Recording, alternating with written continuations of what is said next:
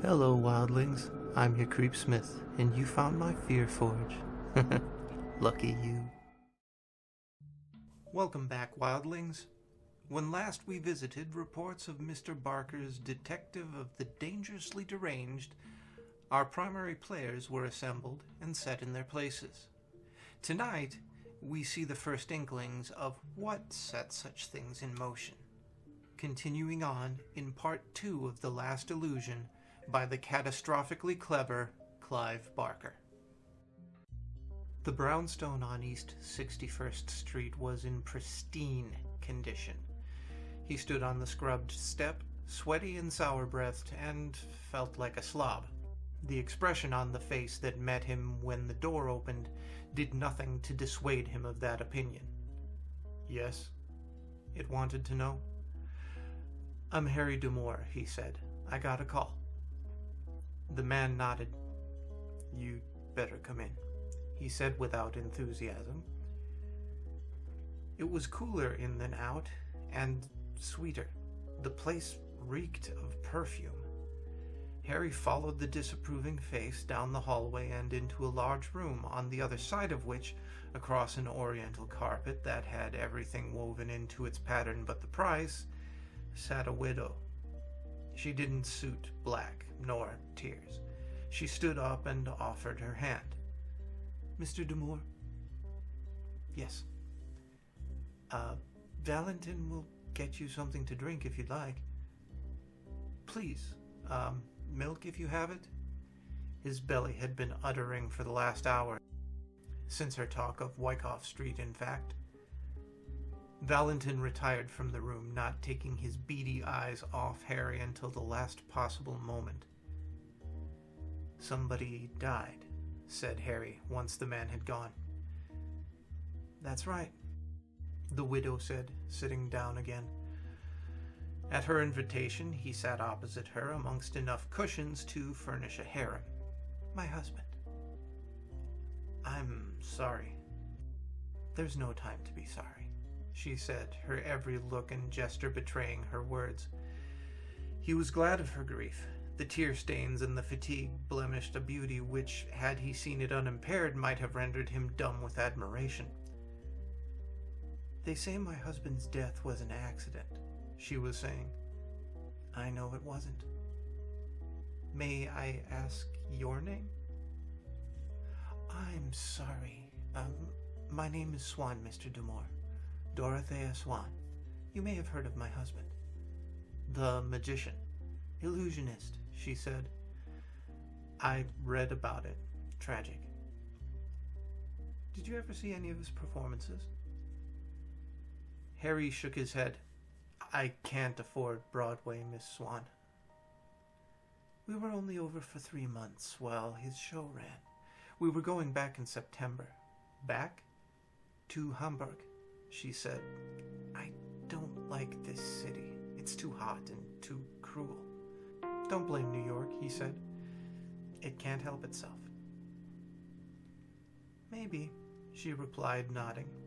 "Perhaps what happened to Swan would have happened anyway, wherever we'd been.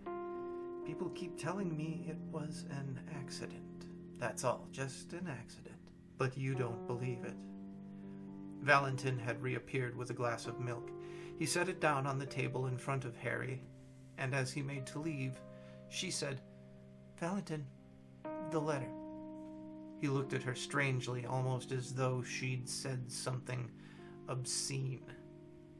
"The letter," she repeated. He exited. "You were saying?" She frowned.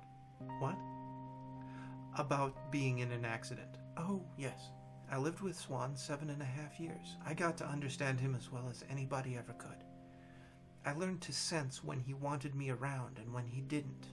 When he didn't, I'd take myself off somewhere and let him have his privacy. Genius needs privacy. And he was a genius, you know. The greatest illusionist since Houdini. Is that so? I'd think sometimes it was a kind of miracle that he let me into his life." Harry wanted to say Swan would have been mad not to have done so, but the comment was inappropriate. She didn't want blandishments, didn't need them. Didn't need anything, perhaps, but her husband alive again. Now I think I didn't know him at all, she went on. Didn't understand him. I think maybe it was another trick, another part of his magic. I called him a magician a few minutes back. Harry said, "You corrected me." "So I did," she said, conceding his point with an apologetic look. "Forgive me, that was Swan talking. He hated to be called a magician. He said that it was a word to be kept for miracle workers. And he was no miracle worker. He used to call himself the Great Pretender," she said. The thought made her smile. Valentin had reappeared again, his lugubrious features rife with suspicion. He carried an envelope which he clearly had no desire to give up. Dorothea had to cross the carpet and take it from his hands. "Is this wise?" he said. "Yes," she told him. He turned on his heel and made a smart withdrawal. "He's grief-stricken," she said. "Forgive him his behavior. He was with Swan from the beginning of his career. I think he loved my husband as much as I did." She ran her finger down into the envelope and pulled the letter out. The paper was pale, yellow, and gossamer thin. "A few hours after he died, this letter was delivered here by hand," she said. "It was addressed to him. I opened it. I think you ought to read it." She passed it to him. The hand it was written in was solid and unaffected. "Dorothea," he had written, "if you are reading this, then I am dead. You know how little store I set by dreams and premonitions and such, but for the last few days, strange thoughts have just crept into my head, and I have the suspicion that death is very close to me. If so. There's no help for it. Don't waste time trying to puzzle out the whys and wherefores. They're old news now. Just know that I love you, and that I have always loved you in my way. I'm sorry for whatever unhappiness I've caused or am causing now, but it was out of my hands. I have some instructions regarding the disposal of my body. Please adhere to them to the letter. Don't let anybody try to persuade you out of doing as I ask. I want you to have my body watched night and day until I'm cremated. Don't try and take my remains back to Europe. Have me cremated here as soon as possible, then throw the ashes into the East River. My sweet darling, I'm afraid. Not of bad dreams or of what may happen to me in this life, but what my enemies may try to do once I'm dead. You know how critics can be. They wait until you can't fight back, then they start the character assassinations. It's too long a business to try and explain all of this, so I must simply trust you to do as I say. Again, I love you, and I hope you never have to read this letter. Your adoring Swan." Some farewell note, Harry commented when he'd read it through twice. He folded it up and passed it back to the widow. "I'd like you to stay with him," she said. "Corpse sit, if you will, just until all the legal formalities are dealt with and I can make the arrangements for his cremation. It shouldn't take them long. I've got a lawyer working on it now." Again, why me? She avoided his gaze. "As he says in the letter, he was never superstitious. But I am. I believe in omens, and there was an odd atmosphere about the place in the days before he died, as if we were watched." "You think he was murdered?" She mused on this and said, "I don't believe it was an accident. These enemies he talks about. He was a great man, much envied. Professional jealousy? Is that a motive for murder?" "Anything can be a motive, can't it?" she said. "People get killed for the color of their eyes, don't they?" Harry was impressed. It had taken him 20 years to learn how arbitrary things were. She spoke it as conventional wisdom. "Where is your husband?" he asked her. "Upstairs," she said. "I had the body brought back here where I could look after him. I can't pretend I understand what's going on, but I'm not going to risk ignoring his instructions." Harry nodded. "Swan was my life," she added softly, apropos of nothing and everything. She took him upstairs. The perfume that had met him at the door intensified. The master bedroom had been turned into a chapel of rest, knee-deep in sprays and wreaths of every shape and variety. Their mingled scents verged on the hallucinogenic. In the middle of this abundance, the casket, an elaborate affair in black and silver, was mounted on trestles. The upper half of the lid stood open, and the plush overlay folded back. At Dorothea's invitation, he waded through the tributes to view the deceased. He liked Swan's face. It had a humor and a certain guile. It was even handsome in its weary way. More, it had inspired the love of Dorothea. A face could have few better recommendations than that. Harry stood waist-high in flowers, and, absurd as it was, felt a twinge of envy for the love this man must have enjoyed. "Will you help me, Mr. D'Amour?" What could he say but, "Yes, of course I'll help." That and, "Call me Harry." He would be missed at Wing's Pavilion tonight. He had occupied the best table there every Friday night for the past 6.5 years, eating at one sitting enough to compensate for whatever his diet lacked in excellence and variety the other 6 days of the week. This feast, the best Chinese cuisine to be had south of Canal Street, came gratis, thanks to services that he had once rendered the owner. Tonight, the table would go empty. Not that his stomach suffered. He'd only been sitting with Swan an hour or so when Valentin came up and asked, "How do you like your steak?" "Just shy of burned," Harry replied. Valentin was none too pleased by the response. "I hate to overcook good steak," he said. "And I hate the sight of blood," Harry said, "even if it isn't my own." The chef clearly despaired of his guest's palate and turned to go. "Valentin." The man looked round. "Is that your Christian name?" Harry asked. "Christian names are for Christians," came the reply. Harry nodded. "You don't like my being here, am I right?" Valentin made no reply. His eyes had drifted past Harry to the open coffin. "I'm not going to be here for long," Harry said. "But while I am, can't we be friends?" Valentin's gaze found him once more. "I don't have any friends," he said without enmity or self-pity. "Not now." "Okay, I'm sorry." "What's to be sorry for?" Valentin wanted to know. "Swan's dead. It's all over, bar the shouting." The doleful face stoically refused tears. A stone would weep sooner, Harry guessed. But there was grief there, and all the more acute for being dumb. "One question." "Only one? Why didn't you want me to read his letter?"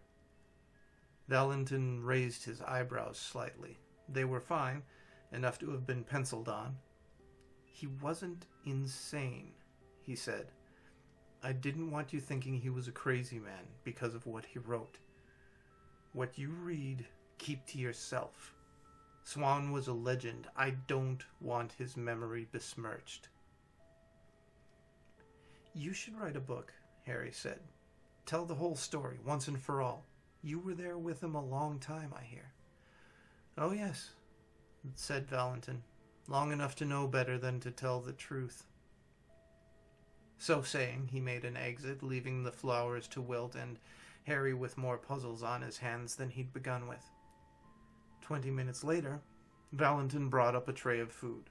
A large salad, bread, wine, and the steak. It was 1 degree short of charcoal. "Just the way I like it," Harry said, and set to guzzling. He didn't see Dorothea Swan, though God knows he thought about her often enough. Every time he heard a whisper on the stairs or footsteps along the carpeted landing, he hoped her face would appear at the door, an invitation on her lips. Not perhaps the most appropriate of thoughts given the proximity of her husband's corpse. But what would the illusionist care now? He was dead and gone. If he had any generosity of spirit, he wouldn't want to see his widow drown in her grief. Harry drank the half-carafe of wine Valentin had brought, and when 3/4 of an hour later the man reappeared with coffee and calvados, he told him to leave the bottle. Nightfall was near. The traffic was noisy on Lexington and 3rd. Out of boredom, he took to watching the street from the window.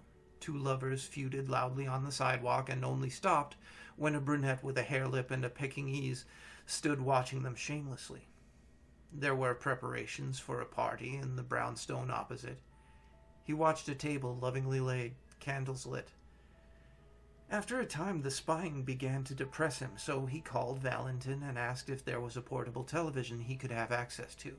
No sooner said than provided, and for the next 2 hours he sat with the small black and white monitor on the floor amongst the orchids and lilies, watching whatever mindless entertainment it offered, the silver luminescence flickering on the blooms like excitable moonlight. 1/4 after midnight, with the party across the street in full swing, Valentin came up. "You want a nightcap?" he asked.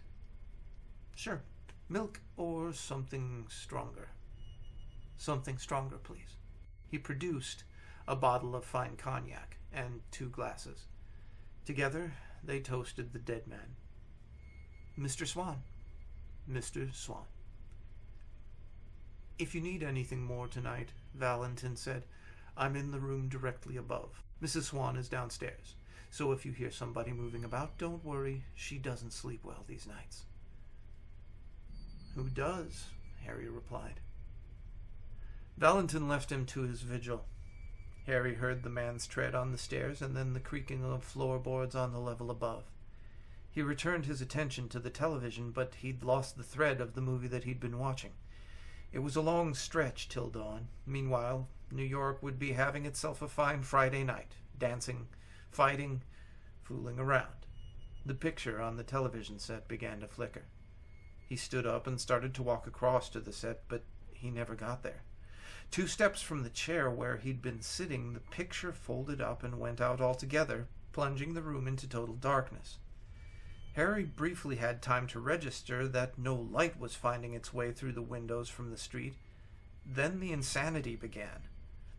Something moved in the blackness. Vague forms rose and fell. It took him a moment to recognize them. The flowers. Invisible hands were tearing the wreaths and tributes apart and tossing the blossoms up into the air. He followed their descent, but they didn't hit the ground. It seemed the floorboards had lost all faith in themselves and simply disappeared, so the blossoms just kept falling. Down, down through the floor of the room below and through the basement floor, away to God alone knew what destination. Fear gripped Harry like some old dope pusher promising a terrible high. Even those few floorboards that remained beneath his feet were becoming insubstantial. In seconds, he would go the way of the blossoms. He reeled around to locate the chair that he'd got up from, some fixed point in this vertiginous nightmare. The chair was still there. He could just discern its form in the gloom. With torn blossoms raining down upon him, he reached for it, but even as his hand took hold of the arm, the floor beneath the chair gave up the ghost. And now, by a ghastly light that was thrown up from the pit that yawned beneath his feet, Harry saw it tumble away into hell, turning over and over until it was pinprick small. Then it was gone, and the flowers were gone, and the walls and the windows and every damn thing was gone but him. Well, not quite everything. Swan's casket remained, its lid still standing open, its overlay neatly turned back like the sheet on a child's bed. The trestle had gone, as had the floor beneath the trestle, but the casket floated in the dark air for all the world like some morbid illusion, while from the depths a rumbling sound accompanied the trick like the roll of a snare drum. Harry felt the last solidity failing beneath him, felt the pit call. Even as his feet left the ground, that ground faded into nothing, and for a terrifying moment he hung over the gulfs, his hands seeking the lip of the casket. His right hand caught hold of one of the candles and closed thankfully around it. His arm was almost jerked from his socket as it took his body weight, but he flung his other arm up and found the casket edge. Using it as purchase, he hauled himself up like a half-drowned sailor. It was a strange lifeboat, but then this was a strange sea, infinitely deep, infinitely terrible. Even as he labored to secure himself a better handhold, the casket shook, and Harry looked up to discover that the dead man was sitting upright. Swan's eyes opened wide. He turned them on Harry, and they were far from benign. The next moment, the dead illusionist was scrambling to his feet, the floating casket rocking ever more violently with each movement. Once vertical, Swan proceeded to dislodge his guest by grinding his heel into Harry's knuckles. Harry looked up at Swan, begging for him to stop. The great pretender was a sight to see. His eyes were starting from his sockets. His shirt was torn open to display the exit wound in his chest. It was bleeding afresh. A rain of cold blood fell upon Harry's upturned face, and still the heel ground at his hands. Harry felt his grip slipping. Swan, sensing his approaching triumph, began to smile. "Fall, boy," he said. "Fall!" Harry could take it no more. In a frenzied effort to save himself, he let go of the handle in his right hand and reached up to snatch at Swan's trouser leg. His fingers found the hem, and he pulled. The smile vanished from the illusionist's face as he felt his balance go. He reached behind him to take hold of the casket lid for support, but the gesture only tipped the casket further over. The plush cushion tumbled past Harry's head. Blossoms followed. Swan howled in his fury and delivered a vicious kick to Harry's hand. That was an error. The casket tipped over entirely and pitched the man out. Harry had time to glimpse Swan's appalled face as the illusionist fell past him. Then he too lost his grip and tumbled after him. The dark air whined past his ears. Beneath him the gulfs spread their empty arms, and then, behind the rushing in his head, another sound. A human voice. "Is he dead?" it inquired. "No," another voice replied. "No, I don't think so." "What's his name, Dorothea?" "D'Amour." "Mr. D'Amour. Mr. D'Amour?" Harry's descent slowed somewhat. Beneath him, the gulfs roared their rage. The voice came again, cultivated but unmelodious. "Mr. D'Amour." "Harry," said Dorothea. At that word, from that voice, he stopped falling. He felt himself borne up. He opened his eyes. He was lying on a solid floor, his head inches from the blank television screen. The flowers were all in place around the room. Swan in his casket, and God, if the rumors were to be believed, in his heaven. "I'm alive," he said. He had quite an audience for his resurrection. Dorothea, of course, and two strangers. One, the owner of the voice that he'd first heard, stood close to the door. His features were unremarkable except for his brows and lashes, which were pale to the point of invisibility. His female companion stood nearby. She shared with him this distressing banality, stripped bare of any feature that offered a clue to their natures. "Help him up, Angel," the man said, and the woman bent to comply. She was stronger than she looked, readily hauling Harry to his feet. He had vomited in his strange sleep. He felt dirty and ridiculous. "What the hell happened?" he asked, and the woman escorted him to the chair, sat him down. "He tried to poison you," the man said. "Who did?" "Valentin, of course." "Valentin?" "He's gone," Dorothea said. "Just disappeared." She was shaking. "I heard you call out and came in here to find you on the floor. I thought you were going to choke." "It's all right," the man said. "Everything is in order now." "Yes," Dorothea said, clearly reassured by his bland smile. "This is the lawyer I was telling you about, Harry, Mr. Butterfield." Harry wiped his mouth. "Pleased to meet you," he said. "Why don't we all go downstairs?" Butterfield said. and I can pay Mr. Demore what he's due. It's all right, Harry said. I never take my fee until the job's done. But it is done, Butterfield said. Your services are no longer required here. Harry threw a glance at Dorothea. She was plucking a withered anthurium from an otherwise healthy spray. I was contracted to stay with the body. The arrangements for the disposal of Swan's body have been made, Butterfield returned. His courtesy was only just intact. Isn't that right, Dorothea? It's the middle of the night, Harry protested. You won't get a cremation until tomorrow morning, at the earliest. Thank you for your help, Dorothea said, but I'm sure everything will be just fine now that Mr. Butterfield has arrived. Just fine. Butterfield turned to his companion. Why don't you go out and find a cab for Mr. Demore, he said. Then looking at Harry, we don't want you walking the streets, do we? Oh dear. I can handle hallucinations and hellmouths and things disintegrating. I'm a horror fan after all. Lawyers, though. Bleh. It brings to mind that old quote about them from Shakespeare. Next time, we might just see a little glance into the reality of this illusionist's life. Until then, stay scary, wildlings.